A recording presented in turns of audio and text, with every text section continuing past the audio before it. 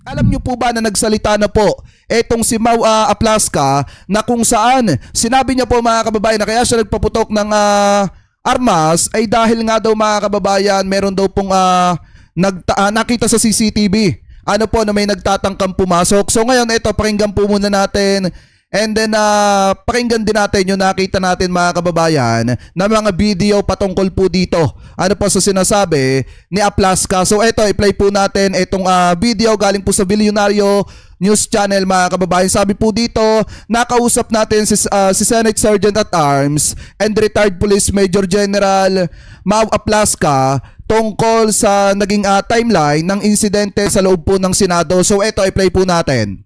Kaibigan, nakausap po natin kanina ng personal habang nagkakape dahil medyo kalmado na nga ngayon si Senate President Alan Peter Cayetano. Marami siyang nabanggit pero marami din doon ay hindi pa pwedeng isiwalat hanggang hindi pa siya nakakasigurado. Pero natutuwa po tayo dahil pinayagan po niya ang kanyang bagong Sergeant at Arms na ating makapanayam tungkol sa timeline kung bakit nagkabarilan, bakit kinailangan ng barilan, sino yung nasa kabilang bahagi ng mga armas. Si Senate Sergeant at Arms Mau Aplaska ay narito. Magandang gabi po sa inyo. Magandang gabi po, Ma'am Corina, at magandang gabi din sa ating mga kababayan. Unahin na po natin kung bakit po nabanggit po sa akin dito kanina na mayroon na pong mga staff na tila nakakaalam na may mangyayari. Kasi ang nangyari daw dito ay mayroong mga senador na nag-abiso sa mga kapwa senador na parang binibigyan na sila ng babala na umuwi ka na, umuwi ka na. At ito hindi lang na... Ngayon, sino yung mga senador na yon na nag-aabiso sa mga kasamahan po nilang senador? Kasi mamaya kung galing lang din yan do sa majority mga kababayan ni Alan Peter Cayetano, sila-sila lang yan. Ibig sabihin, sila-sila lang yung nagplano nung drama na yan. Ano po ngayon, ituloy pa natin. Nangyari sa isang senador, may iba pang mga nakakuha ng tawag o text na sila daw ay binabalaan na maganda siguro umuwi ka na. Bakit po ganon? Alam po, Ma'am Corina, since morning of yesterday, we have been constantly receiving reports na the NBI will forcibly serve the warrant to arrest Senator Bato. And then towards the afternoon po, na-confirm po namin through our CCTV and myself, when I went down, nakita ko po na may presence na po ang mga NBI dito sa premises ng Senate. Ito po yung kinikwento ninyo sa akin na it is very irregular that the NBI would conduct checkpoints around the Senate. Tama po, ma'am. It's very irregular. Tapos saka, normally no po, if the... Diba sinasabi niya mga kababayan, nung siya daw po mismo, nasaksihan niya, nakita niya, na meron daw po talaga mga taga-NBI sa labas daw po ng Senate mga kababayan. Ngayon, siguro ito yung tinutukoy niya. Yan. Etong nakita natin dito po sa balita ng News 5. Wait lang Yan. Pakinggan po nating mabuti muna itong balita sa News 5 kasi sabi po dito, parang ang dating ang unang nagpaputok mga kababayan talaga ay etong si Aplaska.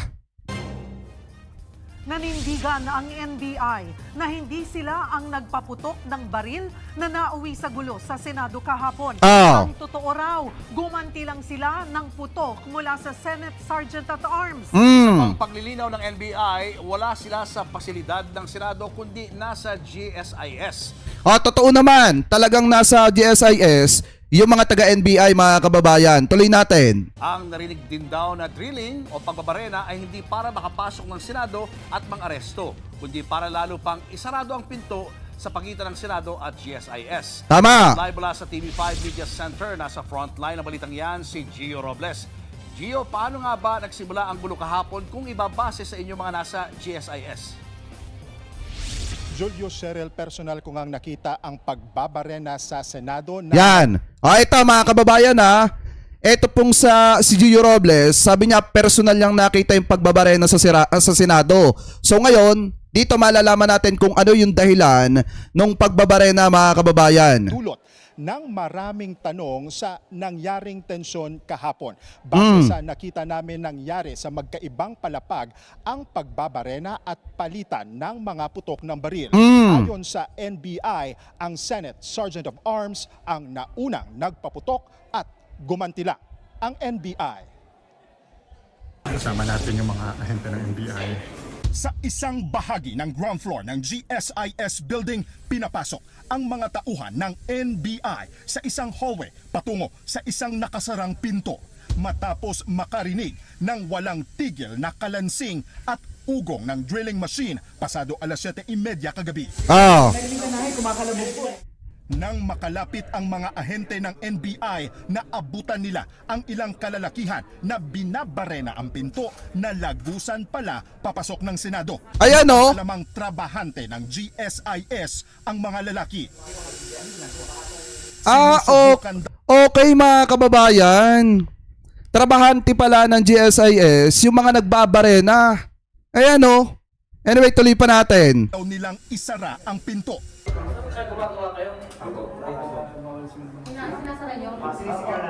Ilang minuto ang nakalipas, dito na kami nakarinig ng sunod-sunod na putok. Nasa gusali pa rin kami noon ng GSIS kasama ang ilang ahente ng NBI. Kahit ang mga ahente hindi alam kung saan galing ang putok.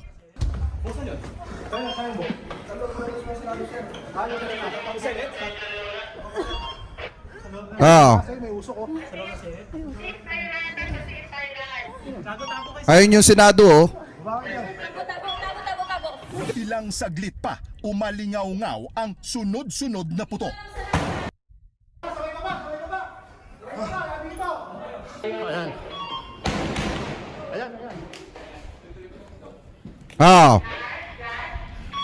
Base po sa mga ahente natin sa NBI, galing po sa ground floor ng Senate itong sunod-sunod na putok ng barel na naririnig po natin. Buti na lang talaga mga kababayan.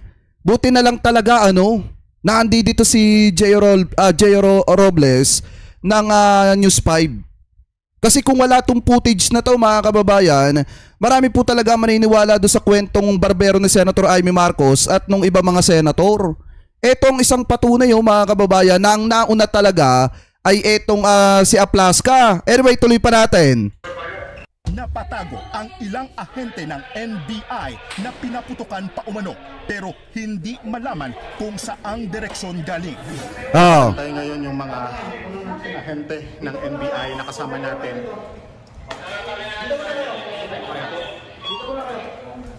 Diba?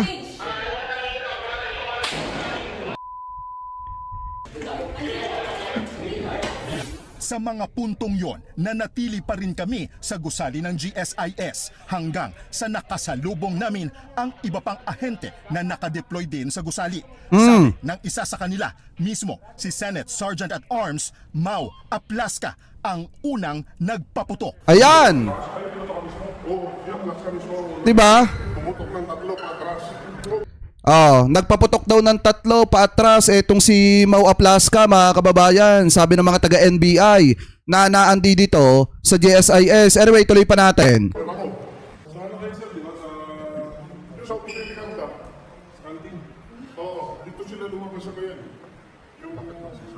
Ito isang patunay mga kababayan, 'di ba ang isa sa naging pinakamatinding issue dito yung nagdi-drill daw? Yung sinasabi ni Amy Marcos na nagdi-drill daw mga kababayan. Ngayon, eto na yung isang patunay na yung nagdi-drill pala tauhan ng GSIS, sabi dito sa balita. Isang patunay mga kababayan. Yan ang sinasabi ko talagang may way talaga si Lord para ipaalam sa taong bayan yung katotohanan. So eto yung posibleng katotohanan dyan mga kababayan. Dahil buti nga naandi dito si J.O. Robles at nasaksihan yung mga bagay na ito dahil kung wala sila dito, hindi natin malalaman na yan yung isa sa pinakatotoong nangyari dyan. Ayon sa NBI agent, nasa bridgeway sila ng ikalawang palapag ng GSIS building nang biglang paputukan siya mismo ni Aplaska nang lumabas ito sa isang pintuan mula sa Senado. Di ba? Bistado.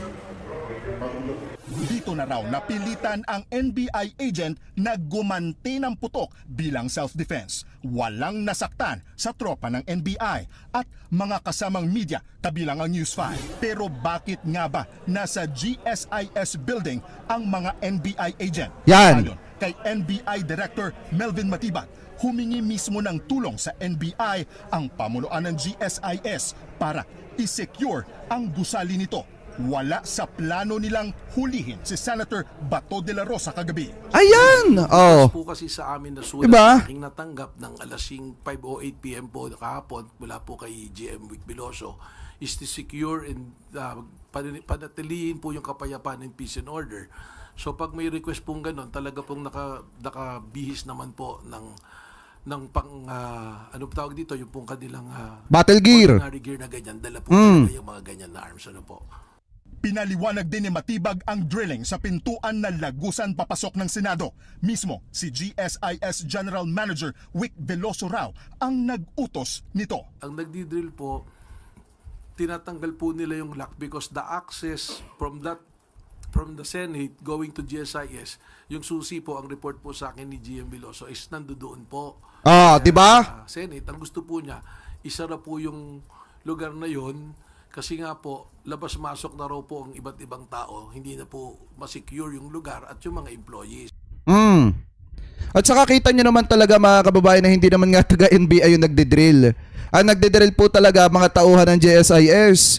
Diba mga carpenter? Kita nyo naman, binanggit naman sa balita eh. Tsaka pinakita din yung drilling mga kababayan. So ibig sabihin nyo, mga kwento rin na Amy Marcos na kaya daw may nagdidrill ay dahil gusto daw pumasok. Wala pong katotohanan yan mga kababayan. Isang literal na fake news po talaga. Etong sina Amy Marcos, yung mga pinagsasasabi nilang yan. Di po ba tsaka nung ibang mga senator? Anyway, tuloy pa natin. Julio Cheryl pinapaubaya ni NBI Director Melvin Matibag kay Pangulong Bongbong Marcos ang suwestyon ng kanyang manang Amy, Senator Amy Marcos, na i-relieve sina Matibag at iba pang opisyal ng NBI kasunod nga na nangyari. Hindi, pero para sa akin talaga mga kababayan, hindi deserve ni NBI Director Melvin Matibag na ma-relieve dahil lamang po sa drama ng Senado at nung iba mga senator. Kasi sa totoo lang mga kababayan, sobrang nakakahiya na po talaga ang Senado. Sabi ko nga po sa inyo, ang reputasyon ng Senado talagang sadsad na. Kita nyo po ba yung resulta ng survey ngayon ng Senado? 29% na lamang. Pamula 40 plus percent mga kababayan, 44%. Ngayon, 29% na lamang or 27% na lamang po ang ratings ng Senado. Ibig sabihin, bumagsak ng malaki mga kababayan. Kasi nga nakakahiya po talaga ang mga nangyayari ngayon sa Senado. Biruin mo, kauupo pa lang ni Senate President Alan Peter Cayetano, pero ganito na agad yung mga nangyari mga kababayan. So yan, isang pangitain na yan na hindi siya huwarang Senate President, na hindi siya magaling na Senate President at hindi siya bagay maging Senate President. Ano po? Anyway, tuloy pa natin. Kahapon. At samantala, nilinaw din ni Matibag na volunteer at hindi empleyado ng NBI ang isang lalaking hinuli na suspect daw sa pamamaril kahapon. Julio Cheryl, balik sa inyo. Gio, so bale ang GSIS ay humingi nga ng tulong sa NBI para i-secure ang pintuan ng lagusan papuntang Senado. Ang tanong, bakit ba kailangang isara ang pintong yan? Dahil yun ang connected yung pinto na yon doon mismo sa Senado. Kung matatandaan natin kahapon sa live ng ating kapatid Senate Correspondent si Mean, ay nakikita doon nila o naririnig nila na may bumabarena nga doon sa pintuan na yon at nandoon lang din kami sa other side. So kung bubuksan mo yon ay connected na iyon doon at pwede nang makadaan kung sino man yung gustong dumaan doon. Okay. GSIS, they want to secure their safety lalo na sa gusali at maging ng kanilang mga empleyado. Tama. Kung magbabarena ng pinto, bakit naman kailangan pa ng tulong ng NBI? Ano bang ibig sabihin na i-secure ang GSIS? Doon sa pagbabarena, actually, hindi humingi ng tulong na yung GSIS. Pumunta doon yung mga ahente ng NBI dahil nga nakakarinig nga daw ng pagbabarena. So nung chinek nila, doon na nila naabutan na mismo mga carpentry staff ng GSIS yung gumagawa noon. Hindi naging parte yung NBI. Nandoon lang sila to check the situation, kung anong nangyayari. At doon nga ine-explain sa kanila na they have to seal off yung door na yon dahil yung lagusan doon sa may Senate area. Paano ba yan mga kababayan? Yan na yung katotohanan, no? 'Di ba? Yung fake news nung iba mga senator, yung fake news ni Senator Amy na bakit ba may nagdi-drill? Bakit ba nagdi-drill ng ganyan? Ibig sabihin fake news talaga.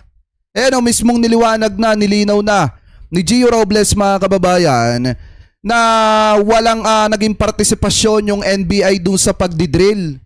'Di ba? Kaya lang daw pumunta yung mga ahente ng NBI doon mga kababayan kasi nga nakakarinig nang may nagdidrill mga kababayan at ang ginawa ng mga ahente ng NBI, chinek at doon nga nila nakita na nagdidrill yung tauhan or yung mga carpenters mga kababayan nito pong GSIS. 'Di ba? Yan, isang patunay yan. Yung fake news ni Amy Marcos mga kababayan, talagang sunog dito. Anyway, tuloy pa natin. Nag-cause kasi ng pagtatake kung ano yung pagbabarenang yun. So, ang malinaw na wala ring coordination or pasabi man lang na isasara nga nila yung pintong yun sa Senado. That we have to get confirmation then from GSIS kasi on the part of GSIS, wala pa tayong naririnig sa kanila. So far, yung naririnig lang natin sa NBI na nagpadala ng letter ang pamunuan ni Veloso ng GSIS sa NBI to secure and maintain the peace and order within the GSIS. So ano yun? Yung usapin na yun mga kababayan, labas ng NBI doon. Ang dapat na nagbibigay ng paliwanag dyan kung bakit nila ipinapasara yung pinto ay yung GSIS mga kababayan, which is etong si GM Veloso, yung isa sa dapat na nagpapaliwanag patungkol po dyan kung bakit nila pinasasara yung pinto na yan. Kasi wala naman nga talagang naging partisipasyon dyan ang NBI. Ang ginawa lang nila, since narinig nila na may tunog ng barena, i-check nila kung ano yon. And then nakita nga nila na isinasarado yung pinto. As premises at hindi rin natin nakita, Cheryl, ang mga tauhan ng NBI sa Senate area dahil nakasama din tayo doon lang din tayo sa GSIS building. Cheryl. O yan, isang patunay na yan mga kababayan ha. Sinabi dito hindi daw nakita niya yung mga tauhan ng NBI, doon daw po sa Senate area. Kasi kasama nga daw siya doon mga kababayan. Kasama siya ng mga ahente ng NBI. Kaya wala siyang nakita na taga-NBI doon daw po sa Senate area. Ayan, isang patunay na po yan. At napakaliwanag na po niyan mga kababayan. Ngayon, ito pa nga yung isa eh. Buti nga may isa pang footage tayo nakita. Ito, sa may GSIS ata po ito. Wait nga lang. Ayan, sabi dito, basahin muna natin na. Panoorin. Ang nag-post po nito ay si John Consulta. Sabi dito, panoorin. Pasado alas 7 ng gabi, May 13. Nang paputukan ng mga umano'y armadong lalaki na nakapwesto sa bahagi ng Senado ang mga agent ng NBI, OTCD na nagbabantay sa area ng GSIS compound. Kasamang naipit sa putukan ang mga miyembro ng media na kasama ng mga NBI agent na naatasang mag-secure ng GSIS compound na nasa likod mismo ng tanggapan ng Senado. Ayan o mga kababayan, eto. Eto pa, buti may isa pang ganito. Iiwan niya boss, iiwan yung van. Pero pagdating mga kababayan doon sa anong may pumuputok, i-mute ko ha. Oh. Oh, di ba? Oh. Hello. Hello. Sandali lang mama. Sumisecure lang kami, magkakaputukan. May sniper? SWAT? Oh. Akala kasi nung taga-NBI mga kababayan, yung pumutok sa kanila SWAT. Kasi nga, di ba, kung matatandaan nyo, eto po kasing si Aplaska, naka-battle gear. Di ba, nagsuot siya mga kababayan ng pang-battle gear kahapon. Ngayon, kung titingnan nyo mga kababayan, eto po yung ibang mga taga-NBI. Buti nga kasama itong taga-media, taga-GMA7 na si John Consulta mga kababayan. Buti nga may mga bidyong ganito. Buti nakikita ng taong bayan to. Isang patunay lamang po talaga ito na fake news po mga kababayan yung pinamamalita ni na Senator Amy at ng iba mga senator. SWAT lang ano? Hindi ko alam, pinopronter yung tropa.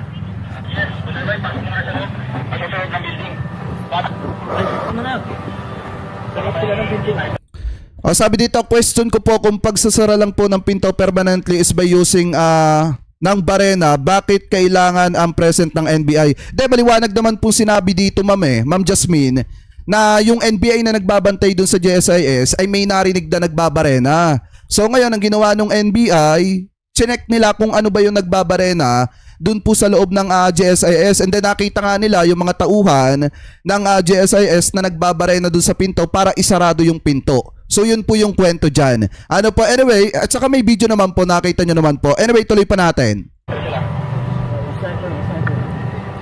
O sabi nga ng mga taga-NBI, wala naman silang dalang armas eh. May sniper daw, may sniper daw.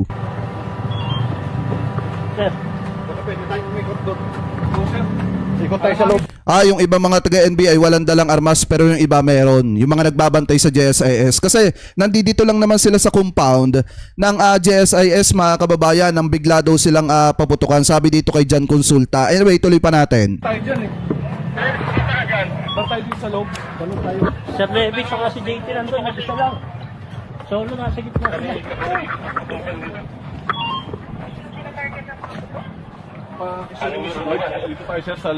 Kahit naman ako, mga kababayan, ito in my personal opinion kahit naman ako, kung ako ay NBI na naatasang i-secure etong GSIS, tapos makakarinig ako na nagbabarena, pupuntahan ko din talaga para to check, para i-check kung ano yung nangyayari doon, kung bakit may nagbabarena. So, hindi kasalanan ng NBI yon, mga kababayan, kasi kailangan talaga nilang i-secure ito pong premises ng GSIS, at kung ano yung maririnig nila at mararamdaman nila, kailangan nilang i-check yon, mga kababayan, kung ano ba yung nangyayari doon. Ano po, so ngayon ituloy pa natin. Baka lumabas eh. Tama si Kuya Victor Manuel, sabi dito GSIS kasi ang may-ari ng buong compound. Yes, tama po kayo. Baka may sakit sa dulo. Ikaw naman sila dyan. Ikaw sila. Baka nga lumabas eh. Kaya nga nagugulo eh. Ayan o. Diba?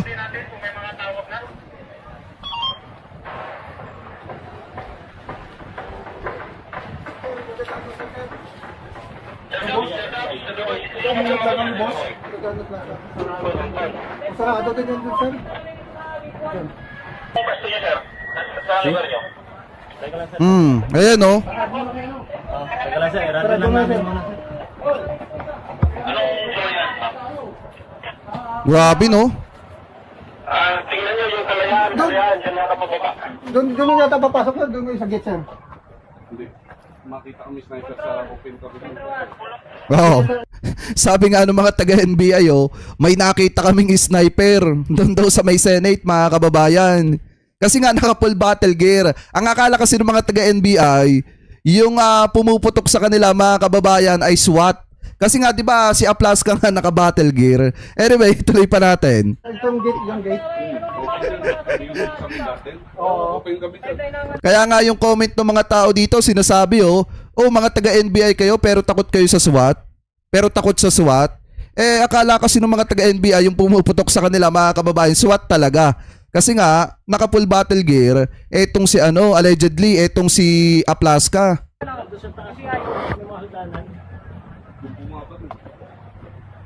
Yung kaninang open area? Oo. Ay, open pala kayo doon. Kita kayo doon. Tama. Ayun. Osa Oo, sa. Yung mga bala tumatama sa bubungan ng gym. Ito po taga-Provident Fund. Taga-Provident Fund po. Yung mga bala kasi tumatago sa gym, kaya huwag mo na. Nagkakabulungan natin sila. Di ba, mga kababayan? Pakinig nyo naman sa radyo. Sabi nung mga kasamahan nitong NBI, yung pumuputok daw sa kanila, si Aplaska daw talaga, mga kababayan. So ngayon, buti na lang may mga bidyong ganyan. Paano kung wala? Di po ba? Paano kung wala? Di kakainin ng taong bayan yung narrative nung mga gumagawa nitong ganitong klase ng drama para lamang po paalisin, patakasin etong si Senator Bato. Di po ba? Anyway, tuloy pa natin dito.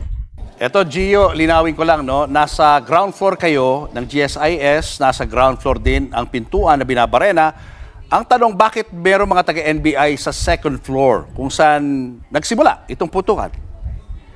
Nasa second floor sila, Julius, dahil yun nga, no, based na lang din sa hiling din ng GSIS na masecure nga yung area ng GSIS. So siguro dahil nung time na yon nag-check sila kung kamusta yung iba't ibang palapag ng GSIS na katabi lang din ng Senado. So nung time okay. Bridgeway, nakatayo itong NBI agent at biglang lumabas si Aplaska nung na-identify nga daw niya na NBI yung nakatayo on the other side, bigla na lang daw itong na nagpaputok at na siyang ikinagulat din ng NBI agent na gumanti din ng mga putok. Julius. Buti na lang talaga mga kababayan. Hindi siya pinuruhan ng NBI, no? Kaya kung tutusin mga kababayan, pwede naman nilang pag-usapan yan. Pero sa bagay, kung ang plano talaga mga kababayan ay gumawa ng chaos para makuha yung atensyon ng taong bayan at maka-iskapo o makatakas etong si Senator Bato de la Rosa, wala, mangyayari din talaga yan. Ano po, anyway, tuloy pa natin. Ang isang malaking palaisipan sa amin na Gio ay nung na-interview namin kagabi si Director Matibag ay talagang kinonfirm niya na wala na silang mga tauhan diyan sa GSIS. Mga bandang alas 4 pa lang, umalis na raw yung mga taga-NBI. Itong nangyaring pagdidrill at yung nangyaring putukan, nakita mo mismo sila. Mga anong oras to? Nangyari ito, Julius, pasado na alas 7 ng gabi nung pasok kami doon sa hallway kasi at first, yung mga NBI agent natin ay nasa labas lang din. Hindi nga din sila nakapasok dito sa mismong GSIS building. Nung tinawag na lang sila ng mga security nitong GSIS mismo, based na din sa nakita din natin, tinawag kami doon sa labas na unang pumasok yung mga NBI agent, naglakad sa hallway hanggang nakarating kami sa may dulo kung saan nga yung pinto na yon na binabarena. Julius. May info ka ba, Gio, kung nagre-report itong mga kasama mo nga mga NBI kay Director Matibag nang nangyayari na itong kaguluhan? That we have to confirm, pero well coordinated itong mga NBI agent, matagal na sa serbisyo at alam nila, nakita natin doon Julius, alam nila yung kanilang ginagawa, inuuna yung safety ng kanilang mga tropa kahit tayo siguro naging liability na rin nila yung iba sa mga media na kasamahan natin, pero lahat yon I think well coordinated, especially walang nag-expect biglang magpapaputok, lalong-lalo na unang pinaputokan itong NBI agent based na rin din sa panayam natin. Julius. Yan ngayon ang dapat sagutin ni Director Matibag. Maraming salamat, Gio Robles. Hindi, kasi di ba ipinaliwanag naman kanina mga kababayan ni NBI Director Amel, at saka pinakita ko din naman sa inyo sa live kanina na talagang kinonfirm niya na humingi ng tulong mga kababayan. Eto, nag-request etong si GM Veloso sa NBI mga kababayan ng sa NBI ng mga NBI agent diyan po mga kababayan sa GSIS, kaya po siya nagpadala.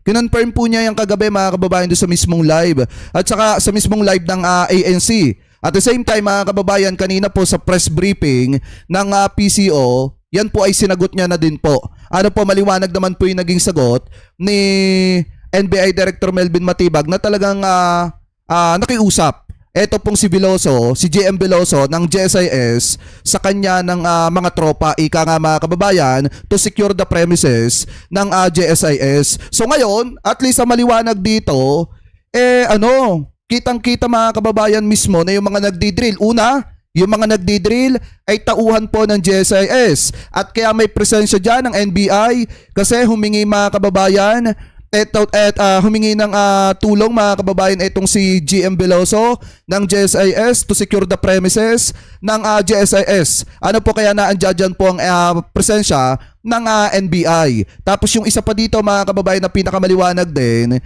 walang katotohanan yung sinasabi na kaya daw may mga NBI dyan ay para arestuhin. Ito pong si Senator Bato de la Rosa. Di po ba? Para arestuin daw etong si Bato. So wala pong katotohanan yan. Kaya po naandyan dyan, ang mga NBI, mga kababayan sa may GSIS is para i-secure yung perimeter. Ano po nung GSIS. Ano po, so ngayon, mga kababayan, balik tayo dito kay Aplaska. Balik tayo kay Aplaska. The NBI would come here. Pakinggan natin yung kwento niya. They will have to coordinate with us. Pero on that day po, since in the morning, wala po kaming na-receive na coordination from the National Bureau of Investigation. Ayun, kaya tinatanong ko rin kasi si Ginoong Aplaska kung bakit kinailangan na sila'y armado. Kasi nga daw, mayroong banta na parang inaabangan.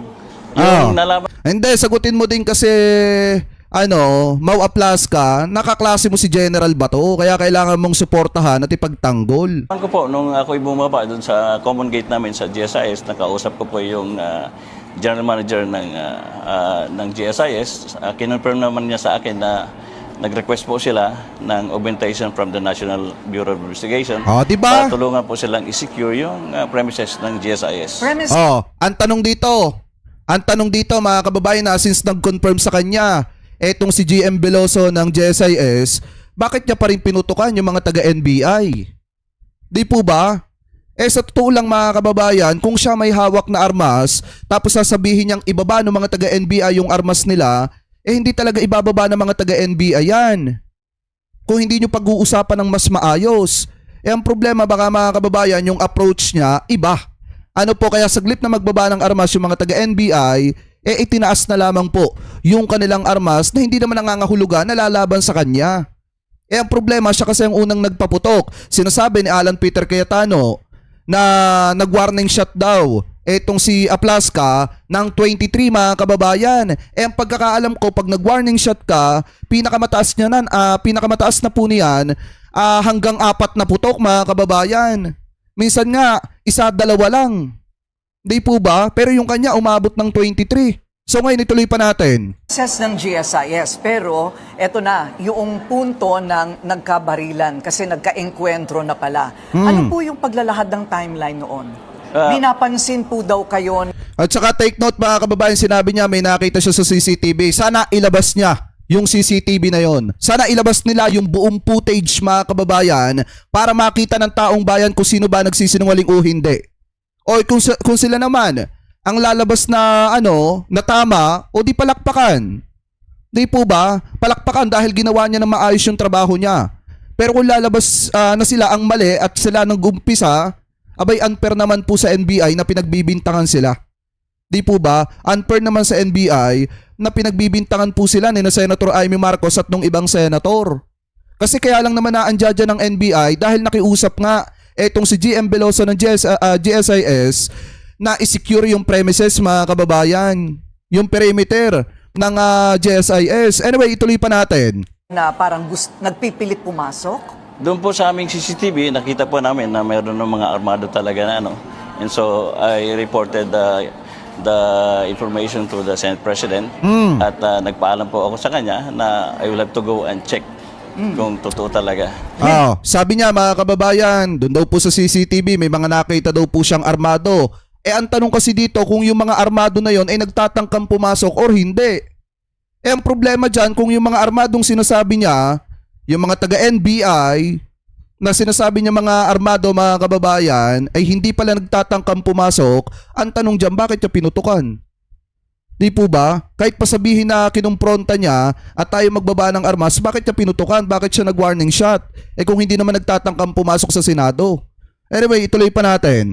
Armed Marines. Yes po, nag-assemble po kami ng aming quick reaction team to include the Marines and the PNP. At pumunta po kami doon sa second floor emergency exit. At malinaw naman, nalinawan naman tayo ni Ginoong Aplaska na ang Office of the Sergeant at Arms of the Senate, they do really have Marines in their office. Tama po, ma'am. The Marine contingent po is part of our regular security force dito po sa Senate. Has it always been that way? Dati pa po bang ganun?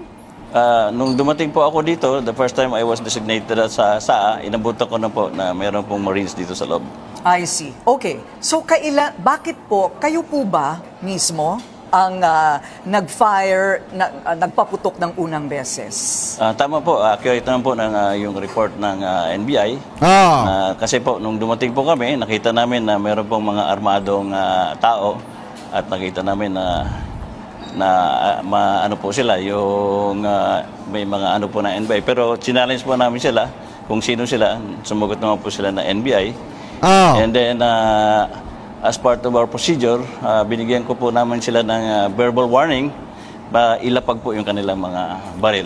Hindi, ang tanong kasi dito mga kababayan, bakit nila ipabababa yung armas ng mga taga-NBI? Kung alam niya na pala ng maaga pa lang na nagsabi na si GM Veloso na nag-request siya Diba? Nag-request siya mga kababayan ng tulong sa mga NBI to secure the premises. O bakit niya i-challenge? Bakit nila i-challenge yung mga taga-NBI na ibaba yung armas? Di po ba mga kababayan, nakukuha niyo po yung sinasabi natin? Eh alam niya na palang maaga na nag-request si GM Biloso ng mga taga-NBI na magbabantay dito sa GSIS. Natural, may mga armas yan to secure the premises mga kababayan. Eh ang problema dito, bakit nila challenge yung mga taga-NBI na magbaba ng armas? Eh trabaho nilang protektahan yung premises nung ano. Diba? Iyan ang tanong dyan mga kababayan. Kung hindi nila challenge at kung hindi sila nag-umpisa, wala pong kaguluhan na mangyayari. Tapos sa kanya pa nanggaling mga kababayan na may aarestuhin daw. Diba sa kanya nanggaling kagabi yung sinabi niya na may aarestuhin daw. Anyway, tuloy pa natin.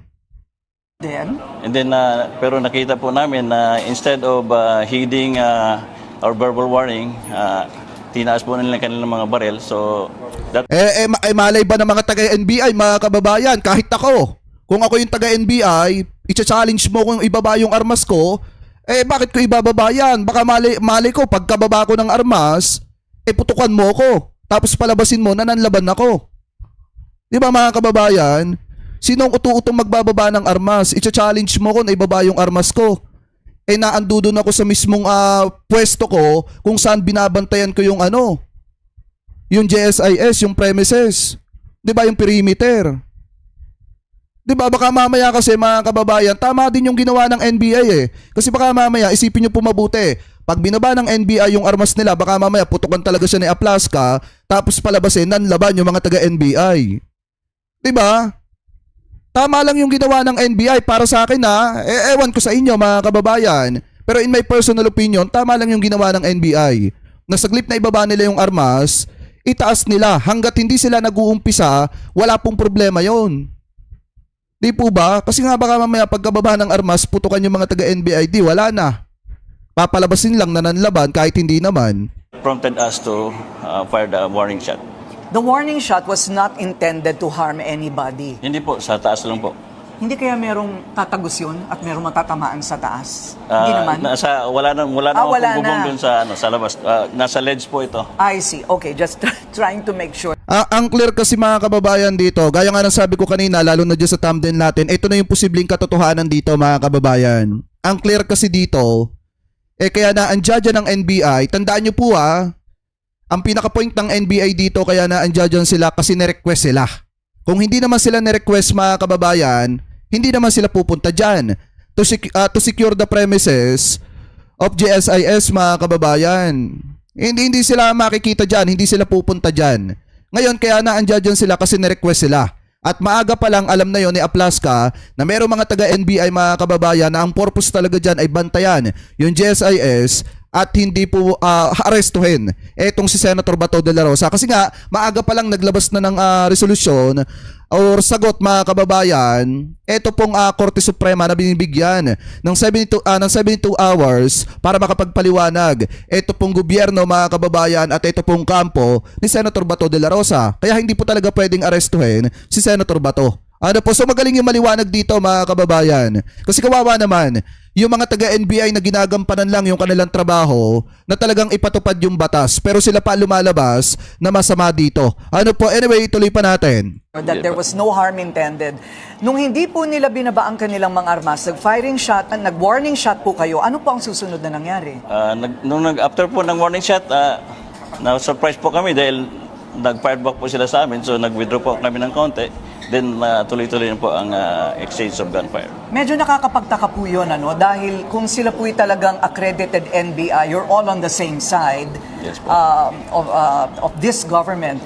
Bakit hindi na lang po nila sinabing, NBI kami, wala kaming gagawing masama or something like that? Tama po, yun naman po ang normal. And besides, ulitin ko po, Hindi, kasi nga baka mamaya iba nga yung approach nila. Baka mamaya iba yung approach nila. wala po silang coordination. Bakit po nandito sila sa premises ng Senate? Nung una po ay itinatanggi ng masidhi at madiin ni Ginoong Matibag, NBI Director. Ang sabi niya dito mga kababayan, sabi niya dito wala daw coordination kung bakit daw nasa premises sila ng Senate. Pero sinabi niya kanina mga kababayan na kaya daw may NBI dahil alam niya na nag-request itong si GM Veloso ng tulong mga kababayan dito po sa NBI to secure the premises. Ayan o, kita nyo iba na naman. Director, na mayroong presensya ang NBI sa loob mismo ng Senado. Bakit po kayo nahihirapang tanggapin na ito'y kapanipaniwala? Dahil po, based on our information, saka na-confirm din namin sa aming mga CCTV and physically po, nakita namin ang presence ng mga armed NBI agents dito po sa paligid ng Senate. At paano po natin na-establish na taga-NBI po talaga, yung grupong yon? Meron po silang mga uniforme, meron po silang mga ID. Inulit niya kasi yung sinabi niya eh. Di ba nasabi niya na nga kanina, alam niya daw na nag-request si GM Veloso ng NBI, kaya may mga NBI dyan. Ngayon, nasabi niya naman dito, wala daw coordinating mga kababayan, yung NBI. Ang gulo niya magkwento, no? Ganon. Okay. Ano po yung tactical? Ngayon mga kababayan, ito para sa akin ha. Ngayon ang kailangan natin dito, yung CCTV footage. Sana ilabas nila lahat publicly para makita ng taong bayan kung sino ba ang tama at mali. Kasi ngayon mga kababayan, ang taong bayan pinagtatawanan talaga ang Senado. At etong si Aplaska ay nahaharap din mga kababayan sa matinding issue. Dahil nga, classmate niya, etong si Senator Bato. At may mga larawan na kumakalat sa Regit mga kababayan na talagang malapit siya kay Senator Bato de la Rosa. Bag. Meron po daw tactical bag na nandito na sa loob to begin with. Pagkatapos po ng exchange of gunfire po, medyo nagkaroon ng lal at dumating naman yung reinforcement na ni-request namin kay Chief PNP. Sila na po ang nag-clear ng area at doon po nila na-recover yung tactical bag. Ito pong nahuli ninyo na nag-iisang gunman, yung kasamahan po niya nakawala. Yun po, nung nandito na po yung tactical team ng PNP, nakita po nila yung taga-NBI na gusto sanang i-recover yung tactical bag. Yun ang kanyang binalikan. Tama po. At yung tinutukoy nila mga kababayan na nahuli daw, nasan ba yun? I think meron ako niyan. Kasi kawawa naman tong isang to. Eto, basahin natin, galing po sa 1TV Philippines. Sabi po dito mga kababayan, nagpaputok sa loob ng Senado, arestado. Ipinakita ng pulisya nitong Huwebes ang lalaking sospek sa umano'y pagpapaputok dyan sa loob ng Senado noong nakaraang gabi, kung saan sa loob ng Senate of the Philippines, si Senator Ronald Bato de la Rosa na wanted umano sa International Criminal Court. Ayun yung sabi dyan mga kababayan, na ito yung larawan ng lalaki. So kawawa naman to mga kababayan. Naging collateral damage dahil doon sa drama ng Senado. 'Di ba? Dahil doon sa unang pagpapuputok ni Aplaska, mayroong isang naaaresto. Ayan oh. Yan yung tinutukoy ni Aplaska na naaaresto mga kababayan. 'Di ba? Kawawa naman. Anyway, ituloy pa natin. Balik pa tayo kay Aplaska.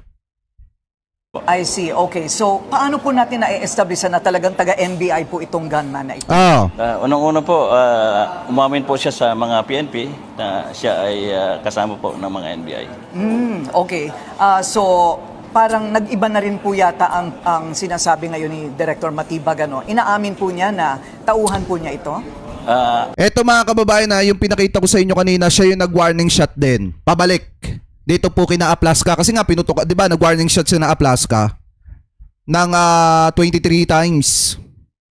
I think sabi ni Senator Alan Peter Cayetano. So ngayon yung lalaking yon na inaresto mga kababayan, yun yung nag-warning shot din ata sa kanila pabalik. Pakitama na lamang po ako kung ako po ay mali. Anyway, tuloy pa natin. Tama po, sinabi naman niya na driver daw. Narinig natin sa mga balita po na driver daw ng isang ahente nila yung nahuli namin. Driver na isang ahente pero armado. Yung pong nahuli po namin, hindi po armado nung nahuli. Okay. Nung nahuli, hindi armado. Protective custody, konti na lang. Protective custody. Sabi niya, nung nahuli daw nila, hindi naman daw armado. Ito po ba ay nasa batas? Ito po ba? Ano ba itong protective custody na ito kay Senador De La Rosa? Ito naman po ay sa aking pagkakalam, may in-offer ng Senate para magkaroon po ng protection si General De La Rosa para ma-exhaust po yung kanyang exercise ng all legal and administrative remedies. At wala po kayong kautusan na siya'y pigilan kung siya man ay aalis ng building? Hindi naman po sila arrested ng Senado. So, kumbaga malaya sila. Malaya po siya na umalis. Nako! Kung gusto niya. Okay. Maraming salamat po sa inyong panahon. Ina. Thank you very much. Nako mga kababayan, sadyang palang ganun ang plano talaga nila dyan. Gumawa ng eksena. Una, ganito mga kababayan ang ginawa nila nung una. Nagpasa sila ng resolusyon na kung saan binibigyan nila ng proteksyon etong si Senator Bato. Pangalawa naman mga kababayan, 'di ba, iginigit na Alan Peter Cayetano wala daw arrest warrant.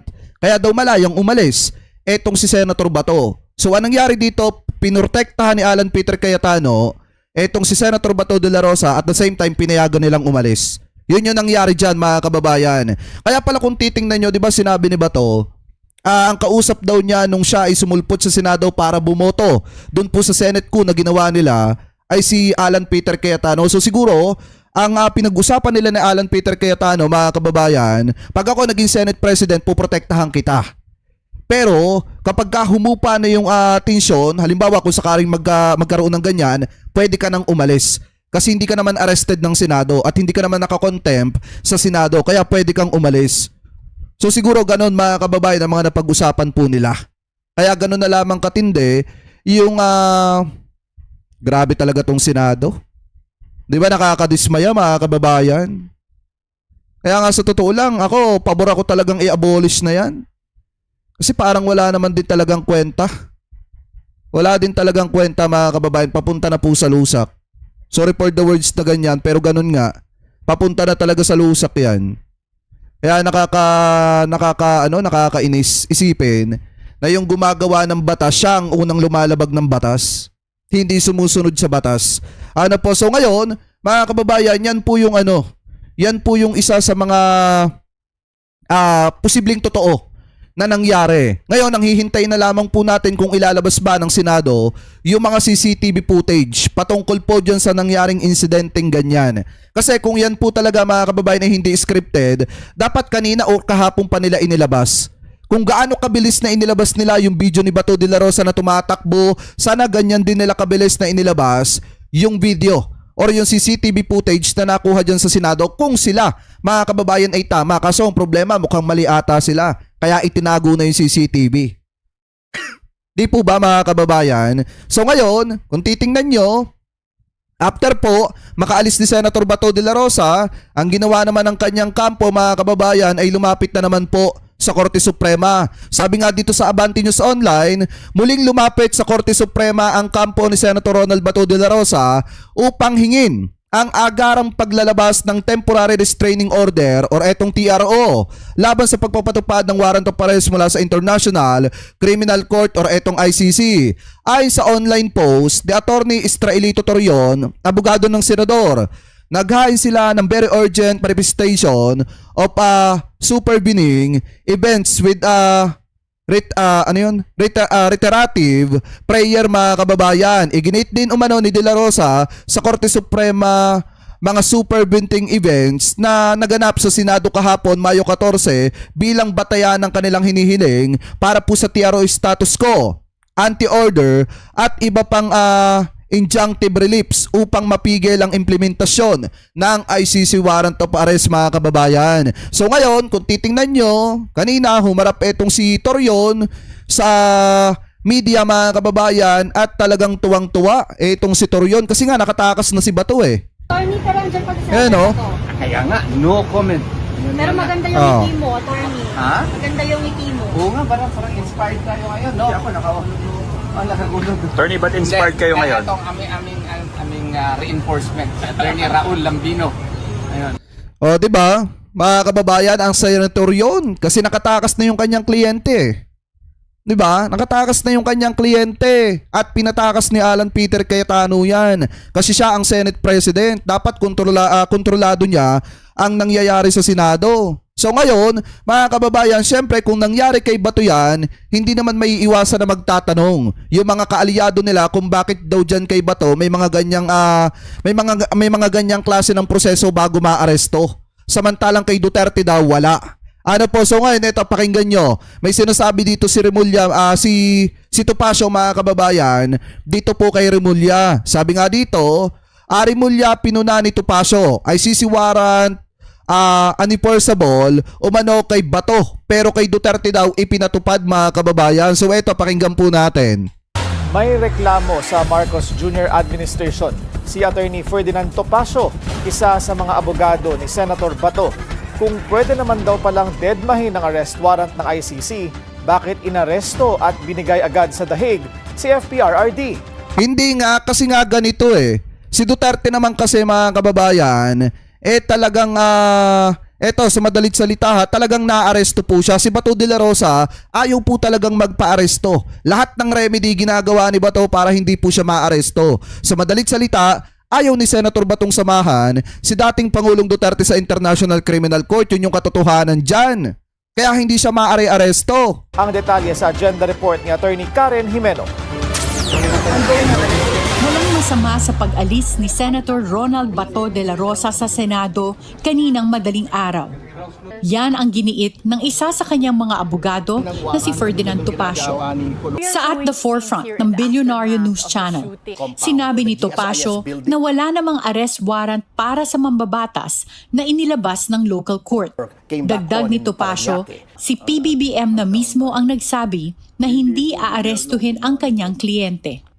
Kasi nga, mga kababayan, kaya naman sinabi ni Presidente yan, kasi naglabas nga ng resolusyon itong Korte Suprema, mga kababayan, na kung saan pinagpapaliwanag ang gobyerno at pinagpapaliwanag ang kampo ni Senator Bato de la Rosa, kaya hindi pa siya pwedeng arestuhin.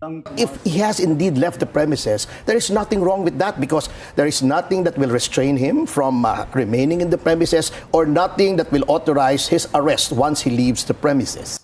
Pero reklamo ni Topacio, Grabe yun. responde nito sa mga arrest warrant mula sa International Criminal Court. The statement of Secretary John Vic Remulla exposes the hypocrisy of the present government. They have differing standards for the same situation. Now he says that the ICC warrant is unenforceable. Nonetheless, they enforced it against President Duterte. Now, Panawagan ni Topacio sa Senado, imbestigahan ang pamamaril na naganap sa Wala na, tapos na. Hindi na iimbestigahan ng Senado yan. agenda. Hindi na iimbestigahan ng Senado yan, mga kababayan, kasi nga, drama lang nila yan. Saan ka ba naman nakakita, mga kababayan, na nagkakaroon na ng putukan pero ang sasaya pa ng iba mga senator? Di po ba nakakapag-live pa? News Channel. Manatiling nakatutok. Kaya malabo ng imbestigahan yan. Para sa akin, mga kababayan, malabo na pong imbestigahan yan kasi nga, drama lang nila yan Kapag inusisa pa ng inusisa yan, lalabas lang, mga kababayan, na talagang na talagang drama yan. Talagang lalabas lang yung katotohanan dyan, na talagang kaya ginawa yung mga bagay na yan kasi nga para patakasin talaga si Senator Bato. At ang isa pa dito, mga kababayan, eto na lang yung isipin nyo. Kung sa tingin ninyo, mga kababayan, tama ang Senado, di ba? Kung sa tingin ng Senado, tama sila. Di ba dapat inilabas na agad nila yung video? Diba? Kahit ako naman, mga kababayan, kung ako ang tama, ilalabas ko yung video to prove na tama ako. Pero mga kababayan, kung mapapansin nyo talaga, yung Senado hanggang ngayon hindi pa inilalabas yung video Hanggang ngayon hindi pa nila inilalabas yung video. Ibig sabihin, talagang possible na sumablay pag nilabas nila yung CCTV footage. Baka mamaya, may mga nahagip doon, mga kababayan, na talagang makakasira, lalo sa imahe ng Senado. Kasi kahit sino naman, kahit kayo, kung gusto nyong patunayan na tama kayo, yung sarili ninyo, mga kababayan sa publiko, ano ba mas magandang paraan? Kung may hawak kang CCTV footage na magpapatunay na tama ka, di ba much better ilabas mo kaysa itago mo? Pero bakit ang lumalabas ngayon, parang ipinapatago pa ata ni Senator Jinggoy Estrada yung CCTV footage sa USAA. Ano meron? Diba? Ako nagtatanong lang naman. So kayo, mga kababayan, kung kayo po ang tatanungin, ano po masasabi ninyo? Hingil po sa issue na ito. Comment below na lamang po kung ano po ang comment at opinion po ninyo. Hingil po dyan, mga kababayan.